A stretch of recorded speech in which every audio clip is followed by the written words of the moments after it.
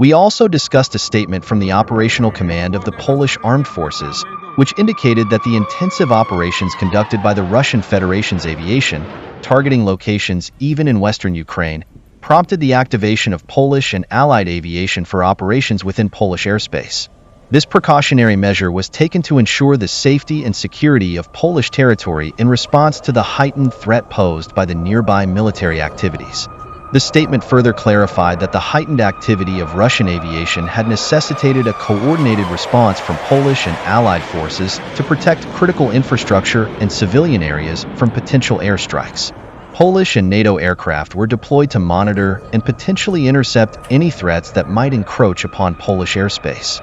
Subsequently, the operational command reported that as the threat level of missile attacks by Russian aviation decreased in areas bordering Polish territory, the need for such heightened readiness diminished.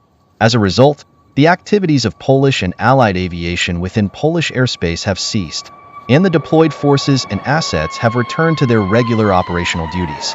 This demobilization reflects a reassessment of the threat environment and a return to standard vigilance levels.